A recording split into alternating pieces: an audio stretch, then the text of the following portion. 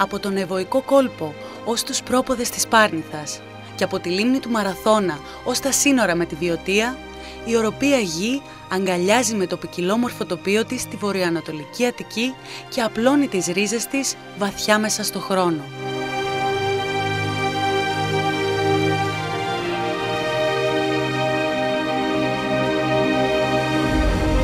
Άγιοι Απόστολοι, Αυλώνας, Αφίδνες, Κάλαμος, Καπανδρίτη, Μαλακάσα, Μαρκόπουλο, Μήλεση, Νέα Παλάτια, Πολυδένδρη, Σικάμινο, Σκάλα Οροπού, Χαλκούτσι και Οροπός απαρτίζουν τον καλλικρατικό Δήμο Οροπού από το 2010 και επαναφέρουν στον ιστορικό χάρτη μια δυνατή προαιώνια συνένωση.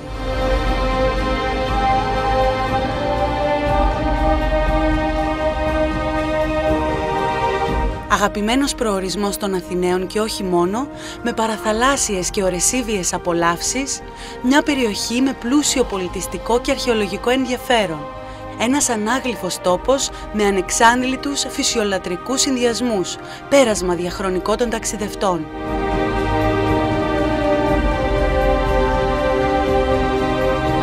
Το Δήμο Οροπού διασχίζει ο κεντρικός οδικός και σιδηροδρομικός άξονας της χώρας, μέσω των οποίων η πρόσβαση είναι εύκολη από την Αθήνα που τη χωρίζουν μόλις 50 χιλιόμετρα από την έδρα του ομώνυμου Δήμου.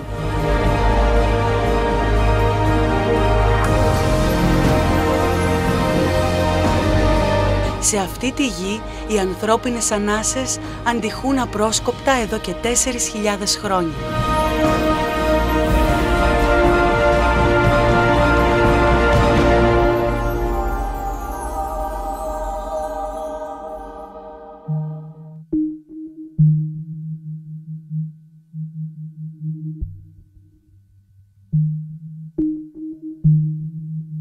Από την αρχαιότητα μέχρι και πριν 100 χρόνια, ο Δήμος Οροπού έχει την ίδια έκταση που έχει και σήμερα. Ο καλλικρατικός Δήμος Οροπού αποκαθιστά μια ιστορική υπόσταση μετά από έναν αιώνα.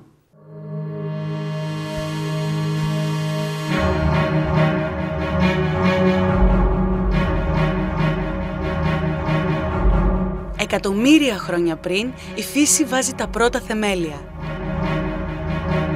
Στην περιοχή της Βόρειας Αττικής, σε όλο το μέτωπο από την Πάρνηθα μέχρι τον Ευωικό κόλπο, έχουμε πετρώματα από τα παλιότερα που βρίσκουμε στην Ελλάδα.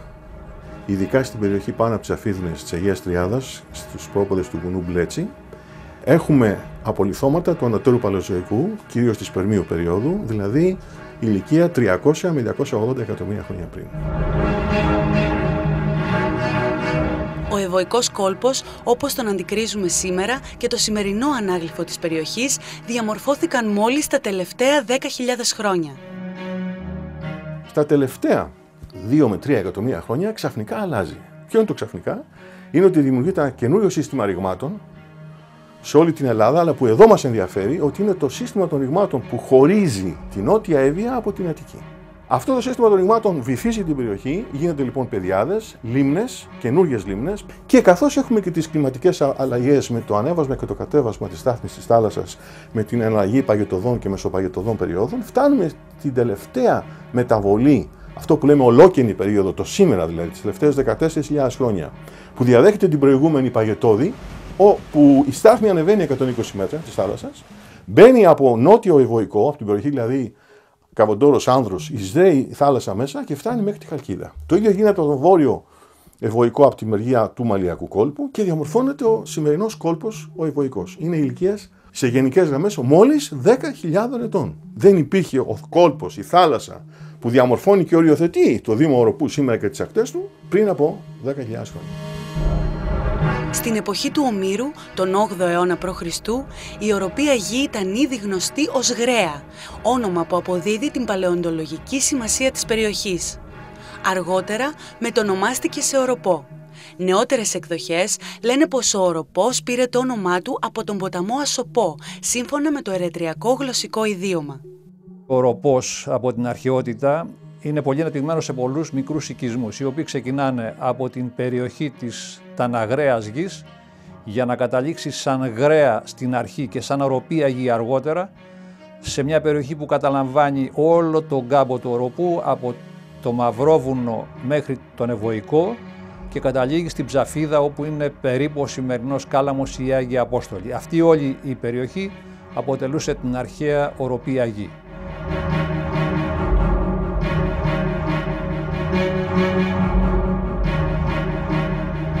Ο αρχαίος οροπός οριζόταν από φυσικά όρια, τα ίδια περίπου με τα σημερινά, σύμφωνα με τις ανασκαφές που έχουν γίνει και τα χωρία αρχαίων συγγραφέων όπως αυτά του Αριστοτέλη, του Παυσανία, του Θουκυδίδη και πολλών ακόμα.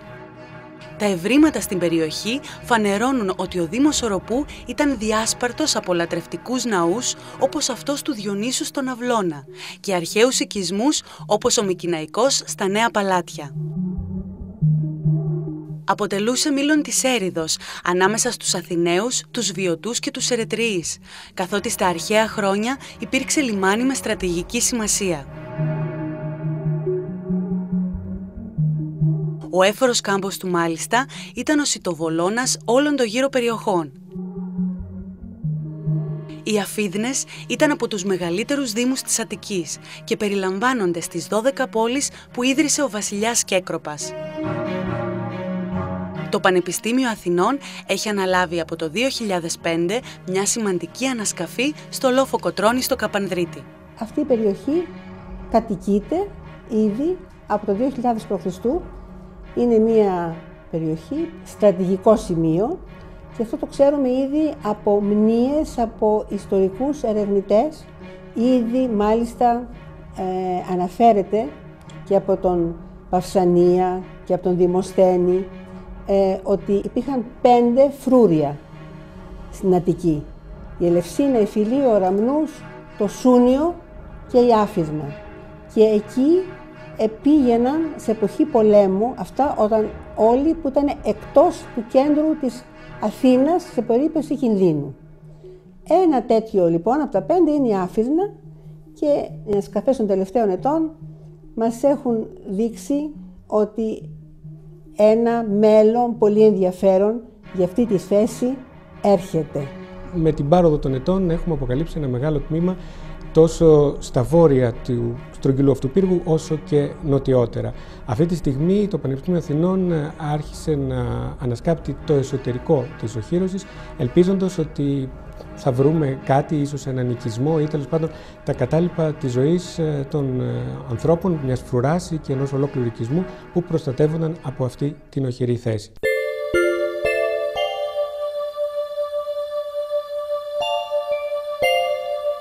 Η ιστορία της περιοχής σκιαγραφείται και από τις επιγραφές που βρίσκονται στον αρχαιολογικό χώρο του Αμφιάριου.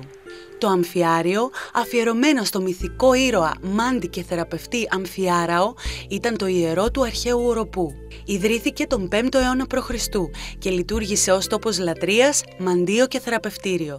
Εδώ στο Κάλαμο υπάρχει και το ιερό του Αμφιαράου, το σπουδαιότερο θεραπευτικό ιερό της αρχαιότητος, ιδιαίτερα στους ρωμαϊκούς χρόνους.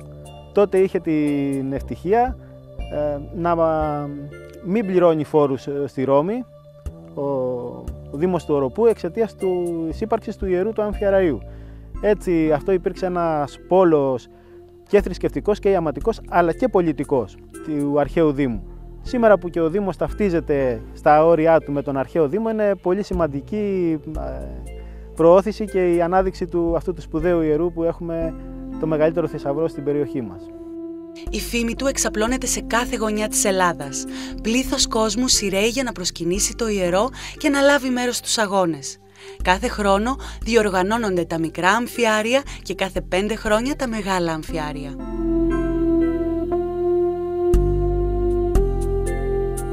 Βρισκόμαστε στην περιοχή της αρχαίας Ψαφίδος, στον Κάλαμο Αττικής.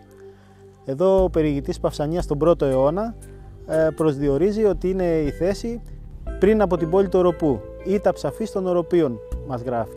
Με την έλευση των Ρωμαίων αρχίζει η πτώση της δύναμης του παράλιου Οροπού και καταλήγουμε σε μια φάση γύρω στον 3ο-4ο αιώνα να αποσύρεται πάλι ο κόσμος προς τα Μεσόγεια ή προς άλλους τόπους για να βρει την τύχη του.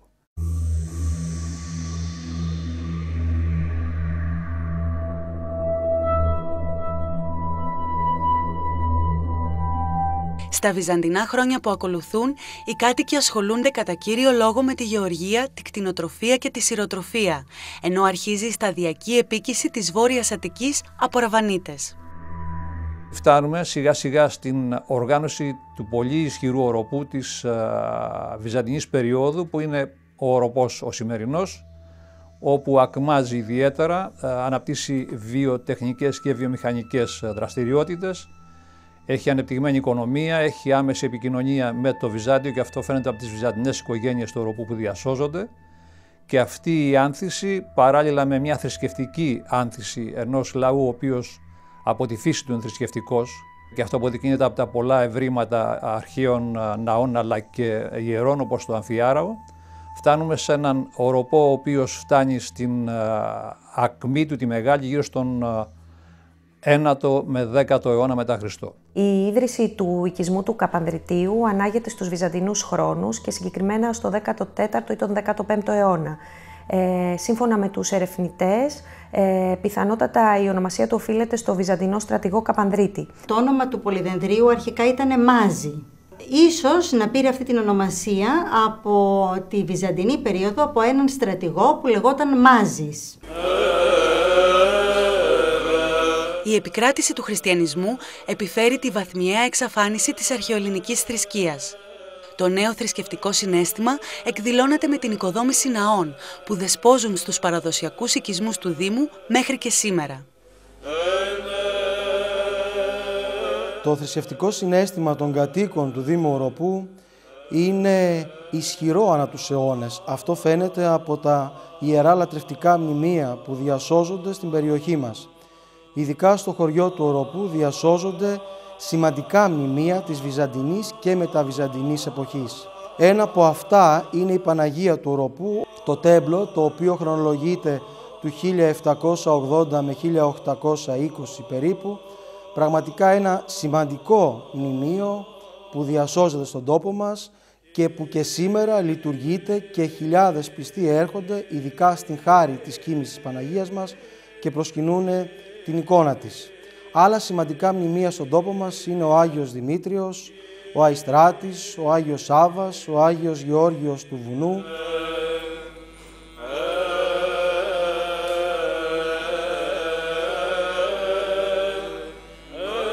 Η Αγία Ελεούσα, οι Άγιοι Απόστολοι,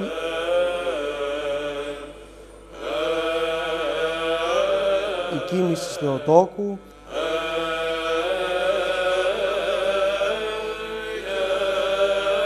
οι Άγιοι 40,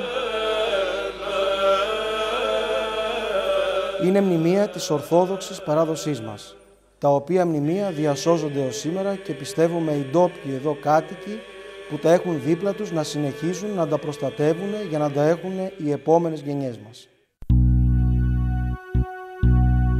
Το 1204 οι Φράγκοι καταλαμβάνουν τα ορόπια εδάφη που συνεχίζουν την ακμάζουσα πορεία τους κατά τη διάρκεια της Φραγκοκρατίας. Το 1458 οι Τούρκοι κυριεύουν το φρούριο του Σικάμινου και ξεκινάει η σκοτεινή περίοδος της τουρκοκρατίας. Η κατάληψη από τους Τούρκους δημιουργεί μια δύσκολη περίοδο όπου ο οροπός αρχίζει πλέον να φθήνει, όχι μόνο οικονομικά, αυτό είναι δεδομένο όπως όλη η Ελλάδα. Τα κτήματα του κάμπου, κυρίως του κάμπου, περιέρχονται σε κάποια μέλη των ευγενών οικογενειών της πόλης, συγγενών του Σουλτάνου και των Πασάδων, και αυτό κρατάει μέχρι την εποχή που η Ελλάδα απελευθερώνεται. Ο οροπός απελευθερώνεται γύρω στο 1831-32 και εκεί τίθεται για πρώτη φορά το θέμα της περιουσίας και της διανομής αυτής στους ανθρώπους που τη δικαιούνται. Η ευρύτερη περιοχή γίνεται κέντρο τροφοδοσίας των Τούρκων και ανήκει σε δύο τσιφλίκια, αυτό του Σάλεση και το άλλο του Οροπού, που περιλαμβάνουν τη μεγαλύτερη σημερινή έκταση του Δήμου Οροπού. Στην Επανάσταση του 1821, η γεωγραφική θέση των οικισμών καθιστά την περιοχή εστία πολλαπλών συγκρούσεων, με τους κατοίκους να δίνουν σκληρές μάχες ενάντια στους Τούρκους. Το χωριό καταστράφηκε ολοσχερός από το Δράμαλι, επί τουρκοκρατίας, ξαναχτίστηκε και ξεκίνησε με 60 περίπου κατοίκους.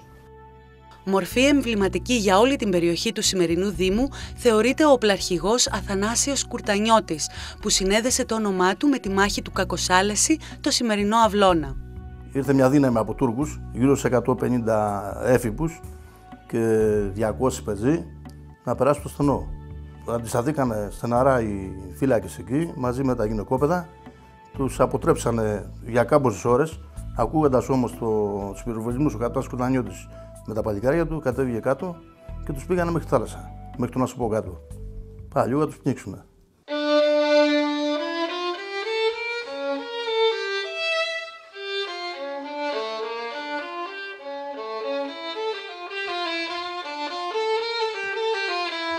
Το 1835 και μετά την απελευθέρωση από τους Τούρκους, δημιουργείται ο νεοσύστατος Δήμος Περέας, που έχει έδρα το σημερινό Κάλαμο. Το 1843 η έδρα του Δήμου Περέας μεταφέρεται στον Οροπό, που καλύπτει περίπου την ίδια έκταση με το σημερινό Δήμο Οροπού και περιλαμβάνει τα χωριά Σάλεση, Κάλαμο, Άγιους Απόστολους, Μαλακάσα, Μπούγα, Μαρκόπουλο, Μήλεση, Σικάμινο, Χαλκούτσι, Οροπό και Σκάλα. Το 1871 ο Δήμος Περέας μετονομάζεται σε Δήμο Οροπίων και έδρα ορίζεται η Σκάλα Οροπού. Το 1912 καταργείται ο ενιαίος Δήμος Οροπίων και δημιουργούνται σχεδόν εισάριθμες κοινότητες. Επειδή ο κάμπος, όλος ο κάμπος, είναι η ιδιοκτησία Τούρκων απογόνων Πασάδων, αυτή η περιουσία μεταφέρεται αγοραζόμενη στον Παπαρηγόπουλο, επειδή έχουν το δικαίωμα με βάση τη σύμβαση που έχει υπογραφεί να μεταφερθεί αγοραζόμενη σε Έλληνες δυνάμενους να αγοράσουν. Τα δύο τσιφλίκια του Σάλεση και του Οροπού περνούν στην κατοχή του Λαπιέρ και του Παπαρηγόπουλου, που τα αγοράζουν με τα γνωστά χοτζέτια, τους τίτλους ιδιοκτησίας των Τούρκων. Οι νέοι ιδιοκτήτες τα μισθώνουν σε ενοικιαστές ή τα παραχωρούν σε χωρικούς, που τα δουλεύουν ως κολύγοι με την επίβλεψη επιστατών, καταβάλλοντας ένα σημαντικό μέρος της οδιάς.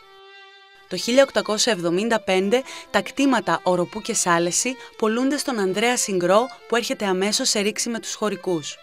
Ο Παπαρηγόπουλος κρατάει την ιδιοκτησία αυτή όλου του χώρου του κάμπου της Οροπίας Γης μέχρι το 1870 και κάτι, οπότε την αγοράζει ο Συγκρός από τον Παπαρηγόπουλο και ο οποίος την κρατάει μέχρι το θάνατό του και αρχίζει να παραχωρείται από τη γυναίκα του Συγκρού σε κομμάτια, είτε στο ορφανοτροφείο το Αμαλείο όπως ονομαζότανε, είτε σε κάποιες άλλες φτωχές οικογένειες που δουλεύουν τον κάμπο. Στο πλευρό των αγροτών τάσεται ο Αντώνιος Ζυγομαλάς, ευσυνείδητος πολιτικός με καταγωγή από Τυχείο που μεγάλωσε στην Αθήνα. Διετέλεσε υπουργός παιδείας, δικαιοσύνης και εσωτερικών και συνέδεσε τη ζωή του με τη μοίρα όχι μόνο του Αυλώνα αλλά και όλου του Δήμου Οροπού. Ο Ζυγομαλάς αγωνίζεται για να αποκτήσουν κλήρο οι ακτήμονες με τη χαρακτηριστική ρίση «Η γη ανήκει σε αυτούς που την ποτίζουν με τον ιδρώτα τους». Παίρνει δάνειο, βάζει υποθήκη το πρικόο της συζύγου του Λουκία Ζυγομαλά και καταβάλει το ποσό που οφείλουν οι χωρικοί στο Συγκρό. Μετά από αυτή την προσφορά δημιουργείται ένας ισχυρός δεσμός της οικογένειας Ζυγομαλά με τους κατοίκους της περιοχής. Αυτά τα κτήματα που είναι πάνω από το δρόμο που συνδέει Σκάλα και Σικάμινο είναι ιδιοκτησία της Εκκλησίας, άρα ανήκει στους χωρικούς οι οποίοι τη δουλεύουν με εντολή της Εκκλησίας. Αυτό είναι που τους δίνει το δικαίωμα να επιβιώνουν και να υπάρχει αυτό το χωριό κατά τη διάρκεια της οικοκρατίας. Και αυτή η περιουσία όμως φαίνεται ότι αμέσως μετά την απελευθέρωση γίνεται άμεση διανομή στις 32-34 οικογένειες που υπάρχουν τότε, αλλά κυρίως ένα μεγάλο τμήμα δίνεται στην οικογένεια του Σκουρτανιώτη, ο οποίος ήταν ο οπλαρχηγός, ο φημισμένος οπλαρχηγός της περιοχής μας για την εποχή, και στην Μπίλιο Μπότσαρη, η οποία είναι η απόγονος του Μάρκου Μπότσαρη και η οποία τιμητικά της δίδεται ένα μεγάλο τμήμα από αυτά τα ιδιόκτητα της Εκκλησίας ή τα ιδιόκτητα του Οροπού. Το 1927 αποτελεί έτος ορόσημο για όλη την Ελλάδα, καθώς με απόφαση του Ελευθέριου Βενιζέλου γίνεται ο αναδασμός γεών υπερακλήρων και προσφύγων και η γη διανέμεται στους ακτήμονες. Η κυρία Ζυγομαλά ήταν μια κυρία, αρχόντισσα από καλή οικογένεια. Η ευγένειά της, ο σεβασμός της, τι να σας πω, ήρθε στον Αυλώνα εδώ κάποτε και είχε έρθει και με το παιδάκι της. Και ήταν στην πλατεία, τότε κάναν τα διβάνια και αυτά και της άρεσε το χωριό και λέει εγώ θα θέλω εδώ ένα σπίτι. Και έφτιαξε αυτό εδώ το σπίτι και το μουσείο. Η Λουκία Ζυγομαλά ήταν υπηρώτισσα στην καταγωγή. Σε περιπάτους που έκανε στα χωριά του Δήμου Οροπού, το ενδιαφέρον της τράβηξε η παραδοσιακή τέχνη των κεντημάτων και των υφαντών με τα περίτεχνα μοτίβα. Είχε και αντίστρες είχε φέρει πολιτισμό στο χωριό μας. Πολιτισμό, όχι αστεία, να θέλει να μιλήσει με όλες τις κυρίες, με όλες τις γυναίκες, με όλες τις γραίες. Ήταν μια υπέροχη κυρία. Και όταν μεγάλωσα λίγο, είχε φτιάξει τον κήπο, με έστειλε η μαμά μου να της πάω βασιλόπιτα. Και ντυτή όπως την κάνανε εδώ. Της πήγαν τη βασιλόπιτα, μετά είχε βάλει λουλούδια στην αυλή, είχε βγάλει αυτά, πήγαινα κάπως για αυτό. Έλα εδώ, τι λουλούδι θες να σου κόψω παιδί μου, αυτό το κόβε, αυτή μου το έδινε, τ' άλλο μου το έδινε. Μετά χρόνια και καιρούς πεθαίνει η μάνα μου και με αφήνει μικρή. Σηκώνεται μια μέρα η κυρία να συλληπιθεί τον μπαμπά μου. Και λέει ο μπαμπάς μου, κυρία κοιτάτε εδώ τι έχω γύρω γύρω. Εσείς έχετε 4 και τα έχετε, εγώ 1 και το έχασα. Είσαι ευτυχισμένος που έχεις 4 παιδιά του. Ήταν πολύ σοφή η κυρία και πάρα πολύ μετρημένη. Ούτε αλαζόνη ήταν, ούτε τίποτα. Μια κυρία. Γι' αυτό τη λέγαμε κυρία Ζυγομαλά όλοι. Άνοιξε πρατήρια με κεντήματα, καθοδηγούσε νεαρές ταλαντούχες κεντίστρες να βελτιώσουν την τέχνη τους και αργότερα εμπλούτησε τα παραδοσιακά σχέδια με νέες εμπνεύσεις. Το 1934 εγκαταστάθηκε μόνιμα στον Αυλώνα. Το 1938 ανέγειρε στο κέντρο του χωριού την εκκλησία των Αγίων Αντωνίου και Ανδρέα, αφιερωμένη στη μνήμη του συζύγου και του γιού της. Σήμερα, το σπίτι της Λουκίας Ζυγομαλά λειτουργεί ως μουσείο, σύμφωνα με την επιθυμία της ίδιας. Εδώ οι Αυλωνίτες δεν είπαμε το συγκρό αφέντη, ούτε τον Τούρκο, μόνο το Ζυγομαλά. Είπαμε και την κυρία Ζυγομαλά.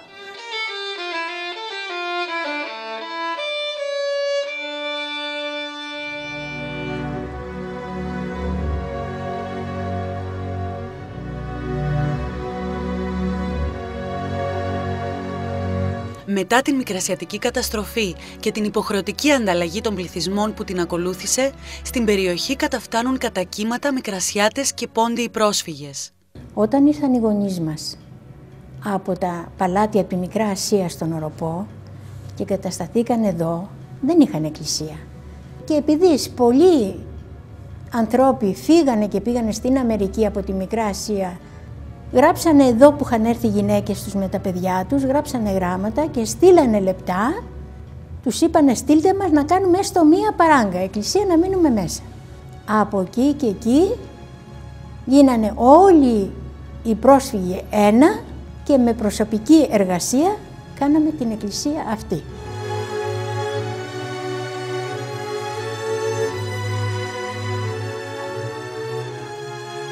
Άνθρωποι από τα παλάτια του Μαρμαρά, τη Σμύρνη και τη Τραπεζούντα, τις άλλοτε κοιτίδες του ελληνισμού και της Ορθοδοξίας, θα φτάσουν εδώ με την ελπίδα ενός νέου ξεκινήματος.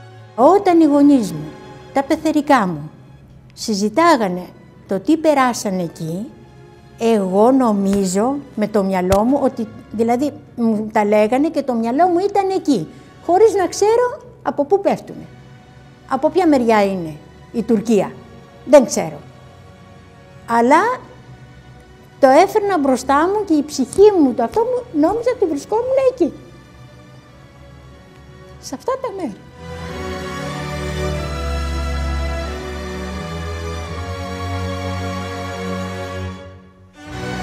Έξω η Επιτροπή, ο Πάτερ Νικόλας, κάναμε ένα μαρμάρινο βωμό και βάλαμε την εικόνα κάντρο, την παράγκα μας.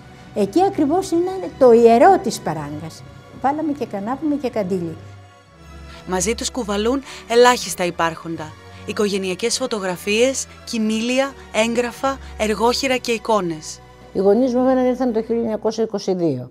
Ο πατέρας μου ήταν από τα Παλάτια του Μαρμαρά και η μαμά μου ήταν από το Μαρμαρά.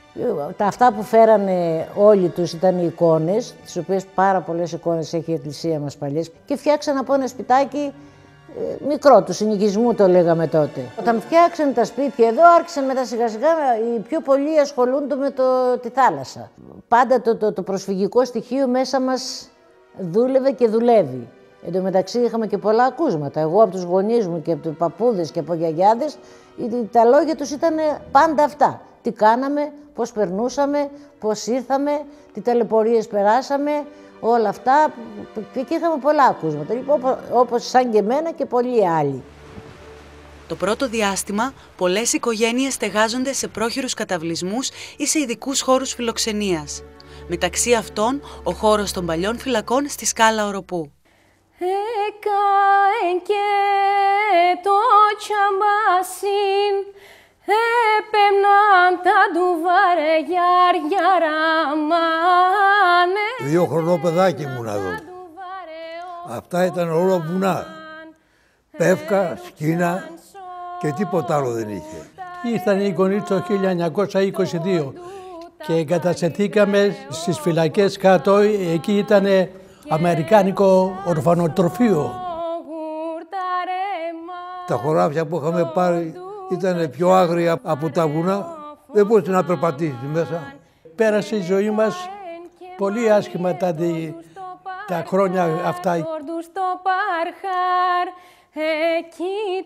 Το ποντιακό στοιχείο ήταν πάρα πολύ προοδευτικό για αυτή το κομμάτι της γης, της Αττικής γης, διότι πρόσφεραν και πάρα πολλά πράγματα. Τα νέα παιδιά έχουν πάρει μαθήματα από γονείς, από πατεράδες και προχωράνε και τους βοηθάμε και εμείς οτιδήποτε και αν συμβεί πρέπει να τους βοηθήσουμε όλα τα παιδιά αυτά για να πάρουν ένα καλό δρόμο. Κλαίω κι εγώ το περζάξαν συνόπι κερασούντα ο φοφάμαν. Οι άνθρωποι είναι μεγάλοι γνώστες της ζωής γιατί έχουν περάσει τα πάνδυνα.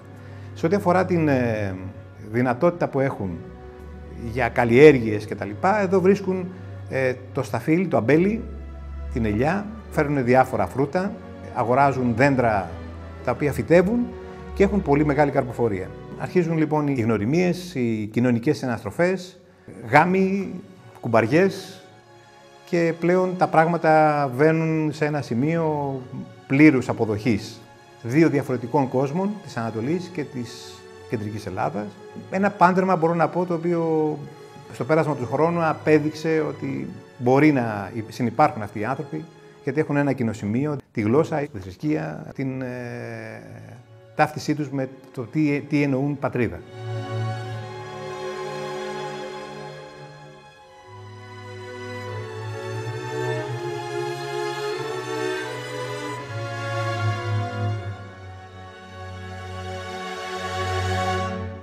Η μητέρα μου ξεκίνησε από το διωγμό του 22, ήρθε στο Πειραιά, από το Πειραιά έφτασε στην Άφισσα, από την Άφισσα πήγε στην Κορώνη, εκεί ήταν τα λειτουργία, λέει, να δουλέψουν σαν πρόσφυγες. Όμως δεν τους έπαιρναν όλοι εκεί και ξεκίνησε και ήρθε στη Μαυροσουβάλα.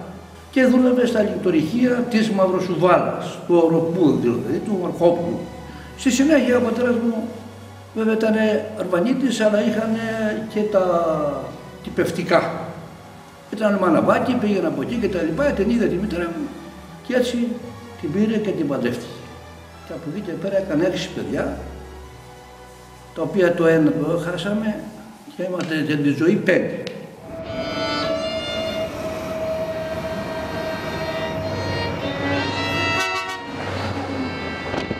Από τις αρχές του 20ου αιώνα και έπειτα γίνονται έργα ανάπτυξης που αλλάζουν τη μορφολογία της περιοχής και τον τρόπο ζωής των κατοίκων.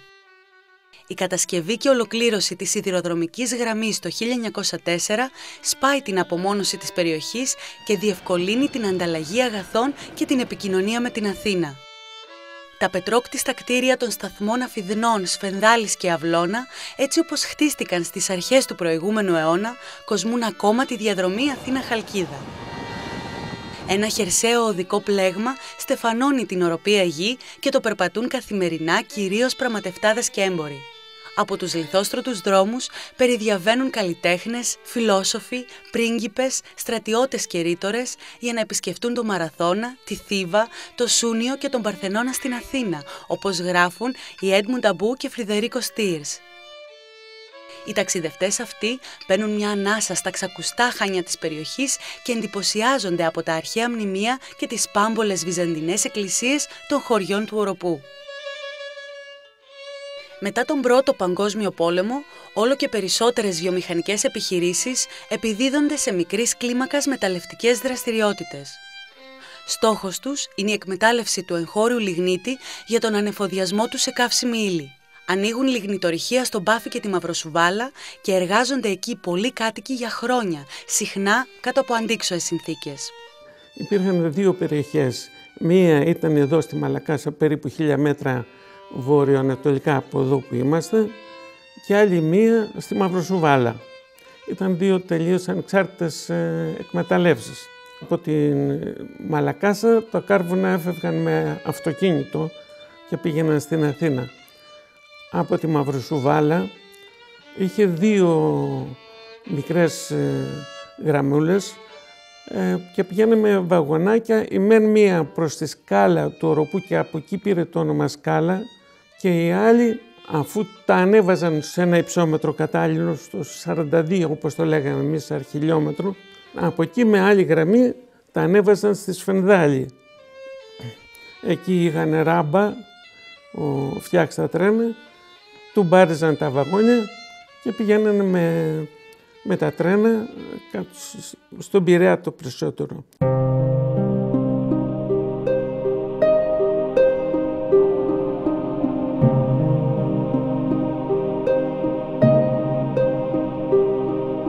Το 1938 έγινε ο μεγάλος σεισμός, τον οποίο το θυμάμαι, ήμουνα 5,5 χρονών και πέσανε τα σπίτια και εμείς είμαστε όλα τα αδέρφια μαζεμένα στρωματσάδα και κοιμόμαστε, και ήρθε το κουτούκι το μεγάλο, το ξύλο αυτό που κράταγε το σπίτι, και έπεσε ακριβώς δίπλα στο κεφάλι μου. Ήταν το μπαούλο εκείνα τα χρόνια, κασέλα της μάνας μου, στο κεφάλι μου πίσω, και έπεσε το κουτούκι και στάθηκε πάνω στο μπαούλο. Αν δεν ήταν το μπαούλο θα με είχε σκοτώσει.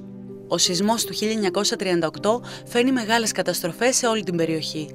Χωριά ισοπεδώνονται, δημόσια κτίρια υφίστανται σοβαρές ζημιές, όπως οι εγκαταστάσεις των παλιών φυλακών και το Δημοτικό Σχολείο του Οροπού. Οι Γερμανοί όταν μπαίνανε, θυμάμαι, σε κάποιο περιστατικό, πήγα εγώ σαν μικρό παιδάκι που ήμουν εκεί 8 χρονών, πήγα γιατί πεινάγαμε και τότε δεν είχαμε και φαγητό, δεν είχαμε τίποτα να φάμε. Και πήγα μέσα να βρω τίποτα να ζητήσω, βρήκα ένα μπετόνι εκεί, κάνιστρο που το λέμε, το πήρα στο χέρι και έφυγα. Αλλά εκείνη τη στιγμή μπουκάρουνε δύο από τα σχεμαχικά αεροπλάνα, εγγλέζικα. Και περνάνε και όλος ο λόγος των Γερμανών έπεσε κάτω. Είχε στρατοπεδεύσει, αλλά πέσανε κάτω. Ο αξιωματικός, θυμάμαι, που μου πρότεινε το πιστόλι και μου φώναζε, κάτσε, πέσε κάτω, μου λέγε αυτός, αλλά εγώ δεν καταλάβαινα. Και έτρεχα. Αλλά ευτυχώς που απομακρυνθήκανε τα αεροπλάνα και τη γλίτωσα, δεν με σκότωσε. Τη γλίτωσα δηλαδή από τρίχα.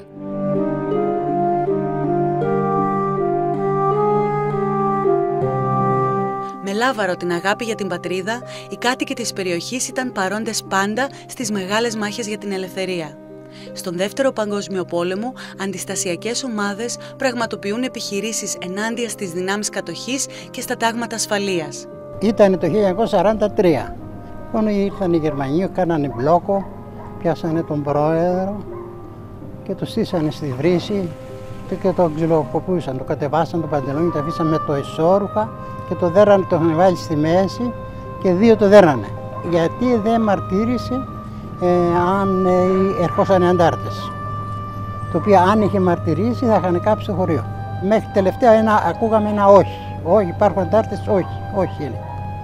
Μετά Τον πέρανε και τους πήγανε στο Καπαντρίδι, στο διπλανό χωριό για να τον εκτελούσαν, τους σκοτώνανε. Αλλά κάποιος παπάς μας είπαν ότι μεσολάβησε και τον απαλλάξε, δεν τον εκτελέσανε.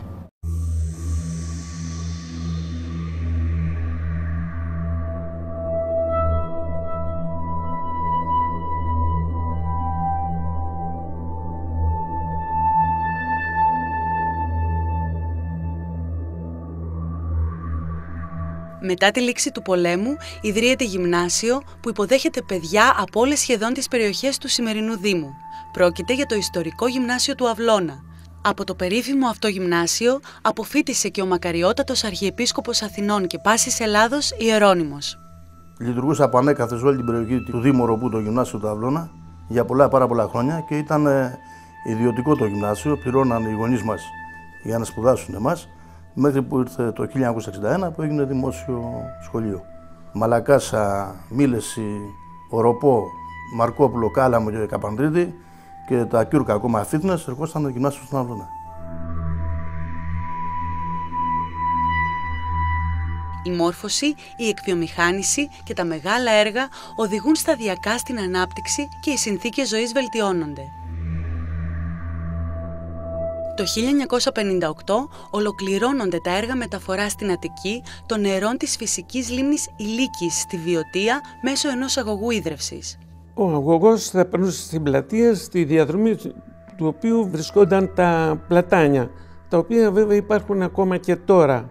Οι άνθρωποι, τουλάχιστον ο περισσότερο ένας κάτοικος εδώ, ο οποίος ήταν ο πιο έξυπνος ίσως, οργάνωσε μία ιστορία. Φέραν τον τότε Υπουργό Δημοσίων Έργων για να δει το μέρος. Τον βάλαν κάτω από τα πλατάνια και αυτός λέει ωραία το μέρος, ωραία τα πλατάνια, λέει, αλλά θα τα κόψετε εσείς. Μα γιατί? Για να περάσετε τον αγωγό. Επομένως του ζήτησαν οι άνθρωποι να τα μεταθέσουν τον αγωγό και μετετέθη, γκρέμισαν, αντί να κόψουν τα πλατάνια, γκρέμισαν 2 σπίτια και πέρασε ο αγωγός. Βρισκόμαστε στο ψηλότερο σημείο του Καλάμου, στον προφήτη Ηλία. Από εδώ έχει κανείς μια εικόνα από όλη την περιοχή του Καλάμου, με τον Ευωικό στα πόδια του. Σήμερα ο Κάλαμος ανήκει στο Δήμο του Οροπού. Έχει πληθυσμό περίπου 3.000 κατοίκους και οι περισσότεροι ζουν στο παλιό οικισμό, εδώ που βρισκόμαστε ψηλά στο Κάλαμο. Από τα χρόνια που γεννήθηκα εγώ θυμάμαι να υπάρχουν πάρα πολλά μικρά καταστήματα. Υπήρχαν σε κάθε σπίτι τα οικόσι, τα ζώα. Υπήρχε μια οικιακή οικονομία δηλαδή εξαιρετικά ανεπτυγμένη και όλοι οι Καλαμιώτες ήταν νοικοκυρέοι. Μπορούσαν δηλαδή και τα βγάζανε πέρα με τις αγροτικές ασχολίες και με τη μικρή οικιακή κτηνοτροφία. Μέχρι και τα μέσα του προηγούμενου αιώνα, περίπου το 1960, οι αλλαγές στη δομή του οικισμού, τόσο από θέμα οικιστικό, όσο και από θέμα κοινωνικό, αλλά και οικονομικό, ήταν πολύ ήπιες και αργές. Από το 1960 και μέχρι τις μέρες μας, οι αλλαγές αυτές έχουν γίνει πραγματικά εντυπωσιακές. Υπήρχε μεγάλη αύξηση του πληθυσμού. Παράλληλα, άλλαξαν πάρα πολύ οι συνθήκες διαβίωσης, όπως αυτές αποτυπώνονται μέσα από την κατοικία.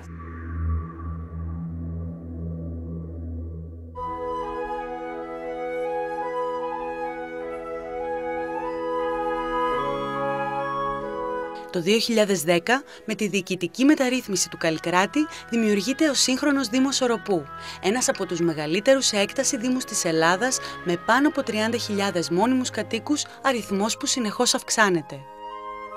Τα όρια του νέου Δήμου ταυτίζονται με την αρχαία οροπία γη, όπως αυτή διαμορφώνεται από τις γεωπολιτικές αλλαγές με το πέρασμα των αιώνων και αποκαθίσταται μια ιστορική συνέχεια που ξεκινάει από την αρχαιότητα και καταλήγει στις μέρες μας. Σε αυτή την οροπία γη από την αρχαιότητα υπήρχαν πάρα πολλοί οικισμοί. Ένας από τους οικισμούς είναι ο Οροπός και ένας άλλος είναι η Σκάλα Οροπού ή ο παράλιος Οροπός της ακμάζουσας περίοδου. Σήμερα, κέντρο του Καλλικρατικού Δήμου είναι η Σκάλα Οροπού. Η έδρα του Δήμου Οροπού έχει λιμάνι, δραστήρια εμπορική ζωή, θαλάσσιες αθλητικές δραστηριότητες και ποικιλία στη νυχτερινή διασκέδαση και τους χώρους εστίασης. Σημαντικό πολιτιστικό πυρήνα της περιοχής αποτελεί το Δημοτικό Οδείο, που στεγάζεται στα κτίρια των πρώην φυλακών στη Σκάλα Οροπού.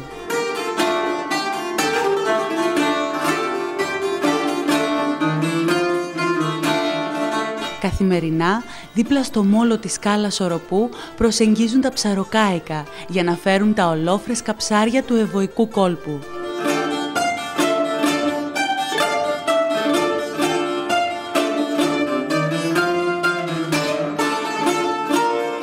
Το Πορθμίο στη σκάλα Οροπού αποτελεί ιστορικά τη σημαντικότερη θαλάσσια πύλη επικοινωνίας της Αττικής με την Εύβοια.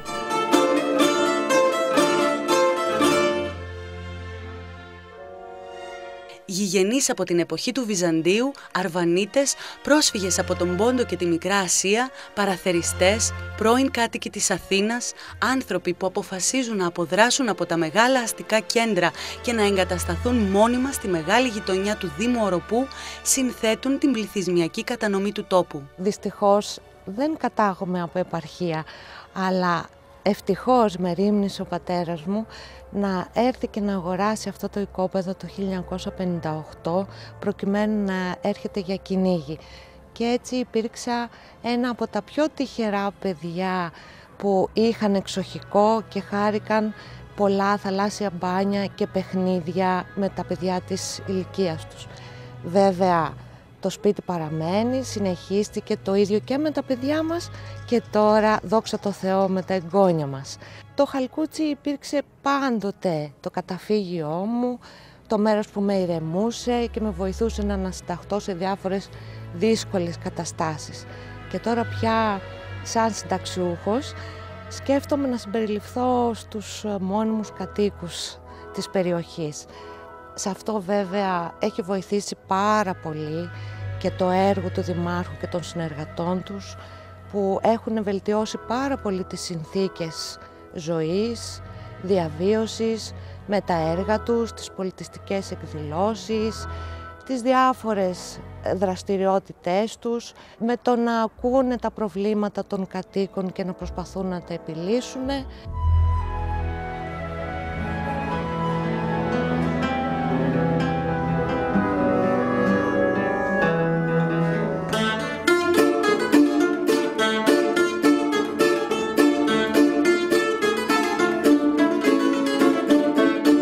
Οι νέοι κάτοικοι απολαμβάνουν τη μεγάλη αγκαλιά του Δήμου Οροπού, το φυσικό του περιβάλλον, τη μικρή απόσταση από την Αθήνα και φυσικά μια ποιότητα ζωής που δίνει στον άνθρωπο την ευκαιρία για ελεύθερο χρόνο και δημιουργική απασχόληση. Εγώ πριν από 22 χρόνια ήρθα εδώ χωρίς να γνωρίζω κανέναν. Είχαμε αγοράσει με το σύζυγο ένα οικόπεδο, κάναμε το σπίτι μας και θελήσαμε να μείνουμε μόνιμα εδώ. Ήμασταν στο κέντρο της Αθήνας, δεν μας άρεσε. Εδώ δεν ήξερα κανέναν, αλλά ωστόσο οι κάτοικοι με αγκαλιάσανε. Μετά, γνωρίζοντας τα κορίτσια εδώ, κάναμε το σύλλογο. Είμαι ιδρυτικό μέλος. Μέσα από το σύλλογο έμαθα όλους τους κατοίκους του χωριού και με μάθανε και εκείνοι.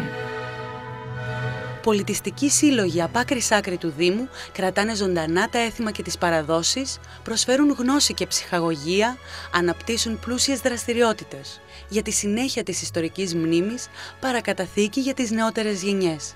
Η παράδοση δεν είναι κάτι στατικό, είναι κάτι που εξελίσσεται, παίρνουμε από τους παλιούς, βάζουμε το δικό μας λιθαράκι και αφήνουμε παρακαταθήκη στους επόμενους. Η καταγωγή, η πολιτιστική ταυτότητα, οι λαογραφικές καταβολές των κατοίκων αποτυπώνονται μέσα από την αναβίωση εθήμων. Μια μορφή ψυχαγωγίας που χάνεται πίσω στους αιώνες και κλείνει το μάτι στην παράδοση του τόπου. Το έθιμο του Ντιβανιού είναι παμπάλαιο. Μπορεί να είναι και από το 1821. Ντιβάνι σημαίνει ανοιχτός χώρος, πλατεία. Και εμείς από πάντα είχαμε μεγάλη πλατεία και εκεί γινόταν όλες οι συγκεντρώσεις. Γινότανε τις μεγάλες γιορτές, αλλά και σε άλλες εκδηλώσεις, όπως ήταν τα εγγένεια της εκκλησίας μας. Ή όταν ήρθαν οι εχμάλωτοι από το Σαγκάριο, το 22 που είχαν πάει οι Αυλωνίτες, που μπήκαν τα ελληνικά στρατεύματα στην Τουρκία, όταν γυρίσανε στρατιώτες εδώ, τους υποδεχτήκανε με την πίπιζα και με τον ταούλι στο τρένο που κατεβήκανε και μετά έγινε χορός στην πλατεία. Δηλαδή σε κάθε εκδήλωση μεγάλη γινότανε χορός στην πλατεία. Τώρα έχουμε 2-3 χρόνια ο Σύλλογος Αυλωνιτών το Σάλεση που έχει κάνει με τη βοήθεια του Δήμου, γίνεται πάλι το ντιβάνι και έχει πολλή επιτυχία 2 χρόνια και πάρα πολύ κόσμο. Γινόντουσαν εδώ τα παλιά χρόνια πολλά πανηγύρια, είχαν κυρίως θρησκευτικό χαρακτήρα. Ένα όμως, το οποίο ήταν το κεντρικό πανηγύρι και διατηρήθηκε μέχρι τις μέρες μας, ήταν παγανιστικό. Ήταν γιορτές της Αποκριάς, ανάβαμε τεράστιες φωτιές μέσα στο χωριό.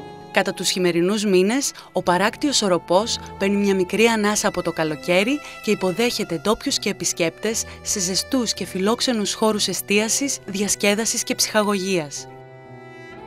Θεωρώ τον τόπο μου μεγάλωσα και ζω ευλογημένο τόπο. Και γιατί το λέω αυτό? Γιατί είμαστε μια περιοχή που κανείς μπορεί να πει ότι σαν επαρχία μπορείς να κάνεις λίγα πράγματα. Δεν είναι όμως έτσι. Το βασικότερο είναι ότι έχουμε τα πάντα δίπλα μας. Επίσης έχουμε και συναυλιακούς χώρους όπως το Terra Vibe, στο οποίο έχουν έρθει και ξένα και ελληνικά συγκροτήματα. Και έρχεται κόσμος από όλη την Ελλάδα για να δει αυτό το γεγονός. Με το που μπει το καλοκαίρι για μένα είναι κάθε μέρα διακοπές. Έχουμε κλαμπ, παραλιακά. Και γενικά ο τόπος μας συνδυάζει και θάλασσα και βουνό. Δηλαδή μπορούμε και να κάνουμε παραθαλάσσια αθλήματα, αλλά και ορεινά. Ενώ είμαστε ένας πάρα πολύ μεγάλος δήμος σε έκταση, η νεολαία είναι πάρα πολύ κοντά. Κάνουμε παρέα και παιδιά του Σικαμίνου, του Οροπού, της Μαλακάσας, του Καπανδριτίου, του χωριού Οροπού. Είμαστε όλοι ένα. Ενώ είμαστε ένας από τους μεγαλύτερους δήμους, είμαστε όλοι μαζί. Βγαίνουμε συνήθως όλοι μαζί από όλα τα χωριά, δηλαδή δεν είμαστε απόμακροι ο ένας από τον άλλον. Και σε αυτό βοηθάνε και τα μαγαζιά, γιατί κάνουμε τη λεγόμενη μπάλα, δηλαδή γυρνάμε από περιοχή σε περιοχή και έτσι στηρίζουμε όλα τα τοπικά μαγαζιά. Το βασικό, δεν βαριόμαστε ποτέ, δηλαδή κάνουμε στέκια μας όλα τα μαγαζιά και αυτό βοηθάει έτσι ώστε να ερχόμαστε σαν νεολαία πιο κοντά όλοι μαζί, δηλαδή όλος ο Δήμος, η νεολαία του Δήμου γινόμαστε ένα. Εγώ και η οικογένειά μου είμαστε από Αθήνα και ξεκινήσαμε να έρχομαστε κάποια καλοκαίρια και γενικά να παραθυρίζουμε. Αλλά είναι ότι διαφέρει τόσο πολύ και είναι τόσο... αλλάζει το κλίμα, ηρεμείς, δηλαδή είναι όλα πολύ πιο ήσυχα, πολύ πιο μαζεμένα, πιο οργανωμένα. Στην Αθήνα έχει χαθεί αυτό και ίσως τραβάει τόσο κόσμο εδώ γιατί βρίσκουν αυτό το κλειδί στην ουσία. Το καλοκαίρι, ο Δήμος Οροπού αλλάζει πρόσωπο. Φοράει τον ήλιο, τη θάλασσα και την αλμύρα και υποδέχεται χιλιάδες λοόμενους που καταφτάνουν κυρίως από την πρωτεύουσα για να απολαύσουν την καλοκαιρινή διάθεση. Η Άγια Απόστολη είναι ένα μέρος κοντά στην Αθήνα, παραθεριστικός επιτοπλίστων, με λίγους κατοίκους, αλλά τις καλοκαιρινούς μήνες και Χριστούγεννα, Πάσχα και γιορτές μαζεύει πάρα πολύ κόσμο. Πολύ νεολαία γενικώς, γιατί έχει και διάφορα μαγαζιά που βοηθάνε σε αυτό. Ο πληθυσμός του τόπου πολλαπλασιάζεται. Οι επισκέπτες μένουν σε εξοχικές κατοικίες, σε ενοικιαζόμενα δωμάτια και ξενοδοχεία. Ο Μεγάλος Δήμος Οροπού προσφέρει ένα μοναδικό συνδυασμό. Προσφέρει βουνό και θάλασσα. Από την Ιπποκράτιο Πολιτεία, από την Πάρνηθα δηλαδή, από τη λίμνη Μπελέτσι, μέχρι τη θάλασσα, η οποία έχει 31 χιλιόμετρα παραλίες, τις οποίες επισκέπτονται και χαίρονται χιλιάδες τουρίστες το καλοκαίρι, χιλιάδες άνθρωποι οι οποίοι θέλουν να κάνουν τον μπάνιο τους. Προσφέρει δάση, προσφέρει πεύκο, προσφέρει οξυγόνο. Είναι ο πνεύμονας της Αττικής. Η κουτσομούρα του Ευωικού δεν υπάρχει σε όλο τον κόσμο. Όπως και η προβατίνα του Αυλώνα, του Πολυδεδρίου και του Καπανδριτίου. Η εστίαση στο Δήμο Οροπού είναι σε υψηλότατο επίπεδο, το ζούμε καθημερινά και σας το επιβεβαιώνουμε. Οι κάτοικοι ασχολούνται κατά κύριο λόγο με τις τουριστικές επιχειρήσεις, την αλληλεία, την κτηνοτροφία και την αγροτική παραγωγή. Όλο και περισσότεροι νέοι επιλέγουν τις αγροτοκτηνοτροφικές εργασίες στους έφορους κάμπους και στην ορεινή περιοχή. Ο κάμπος του Αυλώνα και του Οροπού, αλλά και γενικότερα στην περιοχή μας, μπορούν να προσφέρουν λύση, διέξοδο στην ανεργία των νέων. Ιδρύονται πρότυπες μονάδες παραγωγής εινοποιείας, οπωροκυπευτικών και άλλων προϊόντων. Αναπτύσσονται οι βιολογικές καλλιέργειες, δημιουργούνται σύγχρονες κτηνοτροφικές εγκαταστάσεις. Από Μαλακάσα και εδώ το λεκανοπέδιο Οροπού και ο Αυλώνος είναι κατεξοχήν γεωργική περιοχή. Καλλιεργεί ο Αυλώνας πατάτες, σιτηρά, επίσης έχει πάρα πολλά φυστικόδεντρα και ελιές. Και ερχόμαστε στο λεκανοπέδιο Οροπού, σιτηρά, οποροφόρα, αμπέλια, κτηνοτροφία, κηπευτικά. Τα παλαιότερα χρόνια και περίπου μέχρι το 1960 οι κάτοικοι ήταν κατά κύριο λόγο γεωργοί και κτηνοτρόφοι, ενώ παράλληλα έκαναν και κάποια άλλα πάλι χειρονακτικά επαγγέλματα. Τη τελευταία χρόνια η κατάσταση αυτή έχει αλλάξει αρκετά. Παρατηρούμε πλέον ότι οι κάτοικοι δραστηριοποιούνται και στο δευτερογενή και στον τριτογενή τομέα παραγωγής, δηλαδή στις μεταποιήσεις και στις μεταφορές και τις υπηρεσίες, και είναι κυρίως υπάλληλοι.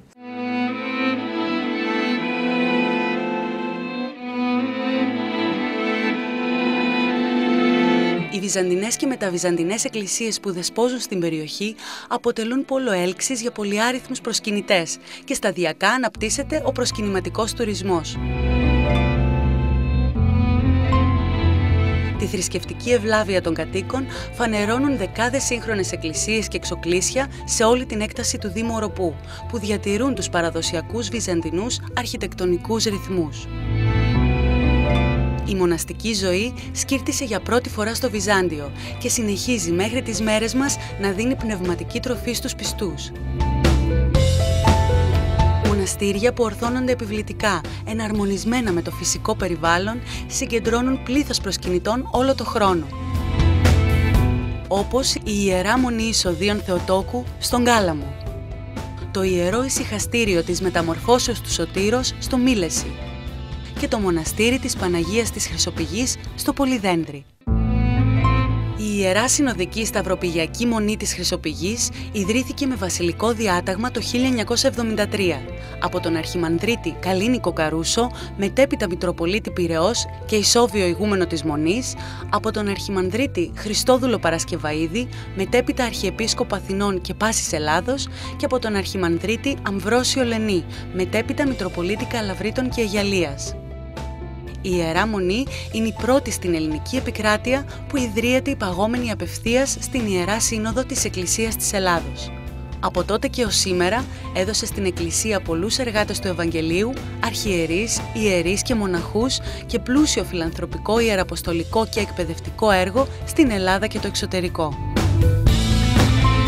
Το Ιερό Ησυχαστήριο της Μεταμορφώσεως του Σωτήρος οικοδομήθηκε τέλη του 20ου αιώνα από το γέροντα Πορφύριο, ο οποίος στα τελευταία χρόνια της ζωής του επέλεξε να εγκατασταθεί στο Μήλεση.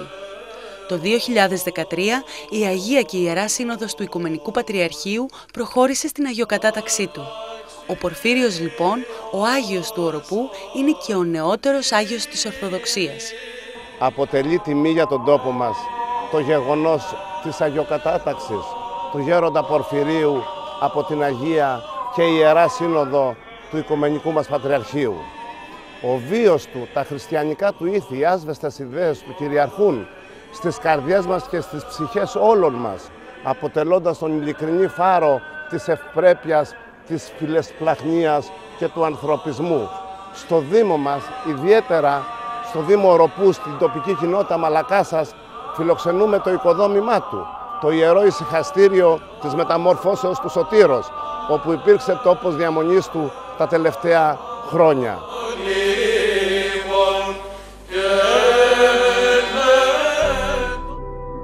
Εκτός από τα δάση, τις έφορες κοιλάδες και τη θάλασσα, το Ανάγλυφο εμπλουτίζεται και από την τεχνητή λίμνη Μπελέτσι.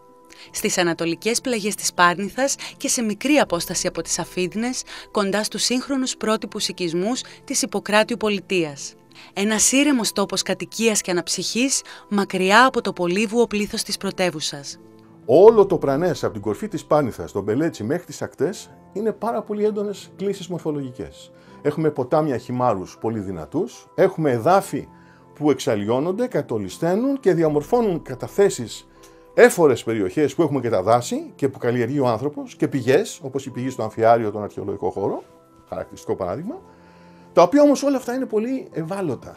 Είναι πολύ επικίνδυνο να πάθουν ζημιά εάν υπάρξει ανθρωπογενής επέμβαση περιβαλλοντική. Άρα πρέπει να τα προστατεύσουμε και την παράκτια ζώνη και τα δάση μας και όλες τις άλλες δράσεις που θα κάνουμε σε δρόμους, σε οποιαδήποτε άλλα τεχνικά έργα, που κάθε τι που κάνουμε πρέπει να έχει ευξημένη περιβαλλοντική ανάλυση, ώστε να διατηρήσουμε αυτό το καταπληκτικό ανάγλυφο, το οποίο είναι πάρα πολύ γνωστό όχι μόνο στην Ελλάδα, αλλά στη διεθνή επιστημονική κοινότητα και από εκεί και πέρα πρέπει να μπορέσουμε να ζήσουμε και να το αξιοποιήσουμε και να το χαρούμε όσο μπορούμε περισσότερο. Το μεγαλύτερο θύμα από τη γειτνίαση με τη βιομηχανική ζώνη και μείζον περιβαλλοντικό θέμα για τη βορειοανατολική Αττική και την ευρύτερη περιοχή είναι ο Ασωπός ποταμός. Ο Ασωπός είναι το μεγάλο περιβαλλοντολογικό μας πρόβλημα. Ξεκινάει από παλιά, δεκαετίες τώρα, αγώνες, κάτοικοι, σύλλογοι. Όλοι μαζί προσπαθήσαμε να το λύσουμε. Δεν τα έχουμε καταφέρει μέχρι στιγμής. Θα συνεχίσουμε την προσπάθειά μας. Έχει χαρακτηριστεί όμως σαν μεγάλο εθνικό πρόβλημα. Πιστεύω ότι κάποια στιγμή θα ενσκύψει η πολιτεία και θα δώσει τη λύση της. Συνεχίζουμε τον αγώνα μας για τη λύση αυτού του μεγάλου προβλήματος. Όταν τη δεκαετία του 80, γυρίζοντας από την Ελβετία που είχα τότε δουλέψει στις Άλπεις και βλέποντας και πώς ζουν και οι συνάδελφοι και οι όλοι εκτός πόλεων που δεν άντεχα πλέον άλλο την Αθήνα, παρότι γέννημα θρέμα Αθηναίος, άφησα λοιπόν το Παγκράτη και ήρθα εδώ, έψαξα να βρω μια θέση. Βρήκα εδώ στο μικροχώρι πάνω από το Καπανδρίτη. Έχουμε ένα εξαιρετικό κλίμα. Είμαστε, από ό,τι μου έχει πει και ο ακαδημαϊκός, ο συνάδελφος, ο καθηγητής, ο κ. Ζερεφός, στην καλύτερη θέση εδώ η περιοχή Καπανδρίτη, Βαρνάβα, βόρεια της λίμνης του Μαραθώνα μέχρι Αφίδνες από άποψη όζοντος. Και από εκεί και πέρα προτίμησα να έχω αυτά τα 40 χιλιόμετρα απόσταση και να υφίσταμαι όλα τα προβλήματα από το ότι το ελληνικό κράτος αντί να φροντίζει την αποκέντρωση, την προσπαθεί να της βάλει όσα πιο πολλά εμπόδια μπορεί, διόδια κτλ. Αλλά είναι τέτοιο το θετικό αντίκρισμα από το να μένει κανείς σε αυτές τις περιοχές που αξίζει τον κόπο αυτή η ταλαιπωρία και το κόστος, αν θέλετε. Και βεβαίως και η οικογένειά μου και όλοι οι φίλοι, ενώ στην αρχή έλεγαν μια σειρά από προβλήματα που μπορεί να έρθουν, σήμερα θα είναι μόνο τιμωρία να τους πω να γυρίσουμε πίσω. Σε συνεργασία με τις δημοτικές αρχές του τόπου, οι κάτοικοι είναι παρόντες σε κάθε προσπάθεια και αγώνα για καλύτερες συνθήκες ζωής. Ο Δήμος είναι και θα είναι παρόν στους αγώνες και στις μάχες, στις διεκδικήσεις για να προασπίσει τα συμφέροντα των δημοτών του.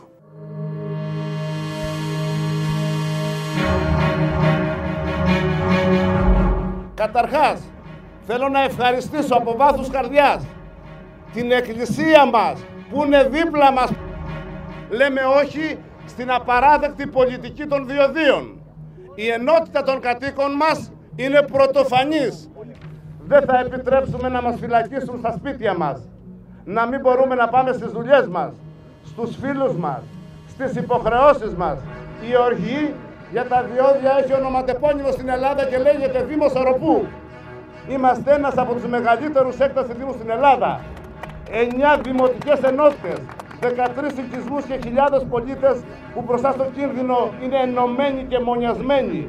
Αυτή η ενότητα, αυτός ο πολιτισμός είναι το όπλο μας, είναι η δύναμή μας. Η ανάπτυξη βέβαια έρχεται από τα έργα αποδομής και δεν νοείται στη σημερινή εποχή να μην υπάρχουν βιολογικοί καθαρισμοί. Η βιολογική πραγματικά είναι το μεγάλο στίχημα της ανάπτυξης ενός τόπου και στίχημα πολιτισμού. Οι βιολογικοί ξεκινούν από το Καπανδρίτη, το οποίο προχωράει. Έχουμε τον βιολογικό Αγίων Αποστόλων και Καλάμου και το μεγάλο βιολογικό Οροπείο και Αυλώνα. Κάνουμε μεγάλο αγώνα με μια τεχνική υπηρεσία η οποία συστήθηκε από το 0 και προχωράμε πάρα πολύ καλά και στα έργα υποδομής. Όπως έργα ομβρίων, πάρα πολλά που έχουμε εντάξει, όπως έργα με αντικατάσταση αγωγών αμοιάντου, πάρα πολλά, δημιουργία καπί παλατίων, δημιουργία νέων δεξαμενών, δημιουργία τηλεοργάνωσης και τηλεχειρισμού έργων ίδρευσης. Έχουμε πραγματικά την τύχη και την τιμή να περηφανευόμαστε για τα πολλά έργα υποδομής που έχουμε εντάξει στο ΕΣΠΑ και είναι σε διαφορετικά επίπεδα εξέλιξης.